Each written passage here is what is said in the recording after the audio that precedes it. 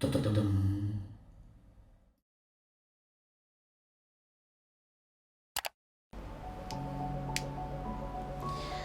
大家有冇試過拍拖嘅時候唔可以同朋友，又唔可以同屋企人講？其實明明拍拖咧係一件好開心嘅事嚟噶嘛，但係就要好似秘密咁樣唔可以見光喎。唔知換住係你哋嘅話，會有啲咩感受呢？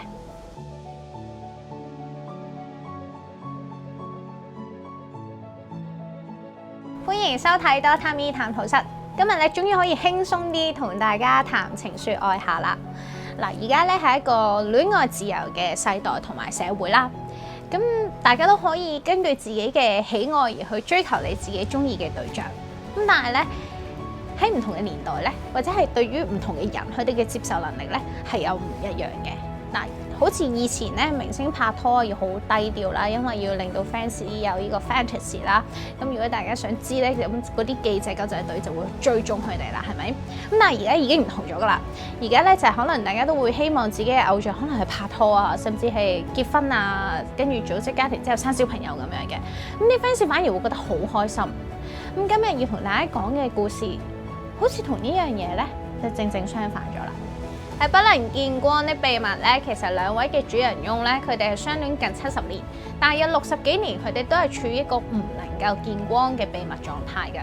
咁我相信而家呢個年代啊，只要你一出鋪，即係你拍拖，你都恨不得咧就係用嗰啲 social media 公告天下啦。但能夠收埋一段戀情60幾年，OMG，即係呢個係乜嘢嘅能力嚟㗎？應該係超能力嚟㗎，我覺得。好啦，正經啲先。嗱，而家咧我哋叫做一個開放性嘅社會啦，但係咧其實每一個人咧都會對人哋嘅戀情咧係戴住一啲有色眼鏡，又或者係 comment 嘅。例如係咩咧？例如係佢哋嘅身份地位啦，佢哋嘅外形襯唔襯啦，又或者係年紀，甚至係性別。冇錯，今次我要講嘅咧，其實兩位主人翁 Terry 同阿 Pat 係一對女性嘅 couple 嚟㗎。喺1940幾年嘅美國咧，其實對一啲同性嘅伴侶，佢哋有一啲好嚴懲嘅手法嘅。咁就係若果咧，佢哋揾到你哋出嚟啦，即係點樣為之揾到咧？如果佢哋一啲地下嘅派對，警方接獲到一啲消息嘅來源去搗破，然後咧發現你嘅衣着上面啊，係衣着講緊唔合適你嗰個性別嘅話，而你又冇一啲象徵嘅意義喺度咧，佢就會捉你噶啦。例如女性，佢哋 suppose 你就應該係會有化妝啦、着裙啦、高踭鞋啊，或者大小飾物，甚至係我哋嘅內衣。咁佢會根據呢啲嘅女性嘅象徵啊，如果佢揾唔到3樣，佢就會捉你走噶啦。咁呢個都唔係一個好大嘅問題，我覺得你捉我，即係好似而家。大家如果私底下出咗去玩，跟住俾人捉你，都係罰錢啫。佢哋唔係，佢哋輸嘅係會輸晒佢嘅人生。點解？因為佢哋會喺報章上面嚟公開你嘅名啦，然後公開你嘅地址同埋你嘅工作。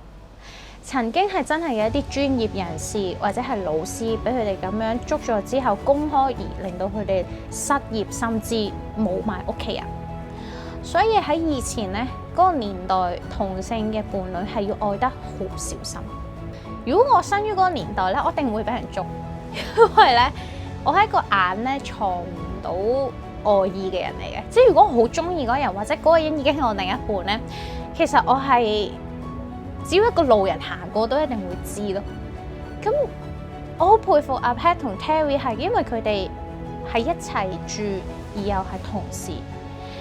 點樣可以喺返工嘅時候半點嘅端倪都冇流露到俾人睇，冇人懷疑到，冇人察覺到咧？即係嗰個小心嘅程度咧，係我一定做唔到嘅。就算我知道我流露咗啲啲嘅愛意出嚟會俾人捉都好咧，我應該都藏唔住嘅。如果我喺以前咧，我應該會俾人捉咗去數十次，跟住我唔可以再喺嗰個國家嗰度生存咯。嗱，我而家講得輕鬆啫，但係我想講其實當中佢哋嘅經歷係真係唔舒服嘅，係唔係我而家能夠講得咁輕鬆、咁輕描淡寫嘅？咁我覺得其實咧拍拖咧，無論係同性又好啊，定係異性戀都好，都係想得到屋企人啦同埋朋友嘅支持同埋祝福嘅。咁喺呢個故事入面呢，其實佢哋最後咧都有同屋企人去公開佢哋嘅關係。咁不過呢，遲就係遲咗啲嘅，因為喺佢哋相戀咗60幾年，大家都已經80幾歲嘅時候，咁 Terry 咧因為身體越嚟越差啦，咁佢有腦退化症，咁佢冇得可以同阿 Pat 兩個人再互相照顧嘅生活，佢哋要去療養院，因為要人睇住。咁呢件事咧就一定要同佢哋屋企人講。喺嗰個 moment， 佢哋就發現，不如都要將呢個關係話俾佢哋聽啦，因為都係自己嘅屋企人。咁採訪隊咧係2013年至到2018年咧去追蹤佢哋嘅。咁喺成個過程入面咧，其實曾經都有問過，究竟Terry 同阿 Pat 會唔會想結婚咧？咁阿 Terry 係話啊，佢冇唔想咯，冇特別。但係阿 Pat 係想嘅。咁兩個人嘅相愛喺 Terry 眼中就係覺得我哋都已經隱藏咗咁耐，從來都冇得到世界嘅認同。其實去到我哋都已經半隻腳入棺材啦，叫做係咪呢個時候我哋先要去得到所謂嘅世人同法律嘅效應呢？兩個人嘅相愛係咪真係要去牽涉到有其他人同埋要法律嘅認同呢？咁最後咧 Terry 同阿 Pat 結為咗佢哋嘅終身伴侶嘅，即係妻啦，我哋叫做。咁原因係因為有好多嘅考慮，就係話喺法律上又好啦，甚至一啲醫療嘅決定都好啦。如果你唔係佢嘅另一半，或者佢直系嘅親屬，有好多嘅決定你係唔能夠幫佢。跟住我聽到呢度，我就會認為，咁現今世代嘅人，我無論你係同性定係異性都好，除咗因為你哋相愛而選擇結婚，又或者係你哋好想幫你哋另一半去到某啲位置嘅時候，要幫佢哋做一個決策，而令到你哋要有呢個身份嘅認同，仲有冇其他嘢呢？其實愛一個人都係一件好簡單嘅事嚟嘅啫，點解要牽涉到咁多嘢呢？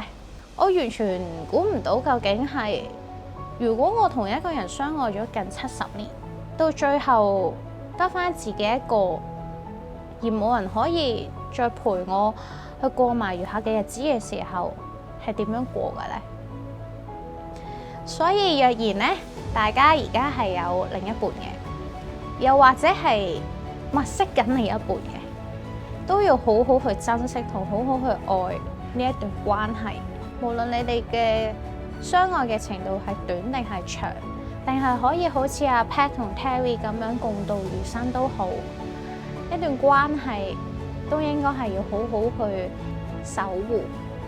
因為喺阿 Pat 同 Terry 身上，我睇到嘅就係因為佢哋好夠愛對方，佢哋願意去守護呢一段愛情，所以佢哋愛得小心，亦都愛得細水長流。明明同大家話要談情說愛噶嘛，有時講到有啲眼濕濕。不過唔緊要啦，喺呢度最後一句都係希望大家有情人終成眷屬。下次再同大家探討其他嘢啦，拜拜。又唔可以同親朋戚，sorry， 佢唔係親朋戚友，就係屋企人同朋友咯。喂，唔好笑我，好有語障。我哋再講。咩啊？親朋戚友唔係屋企人咧，親喎。但係即係可能遠房親戚都係親朋戚友。戚咧？親朋戚友，親戚咯，親戚朋友咯，唔一定係屋企人。一間屋事。係再嚟過。屋企人唔一定。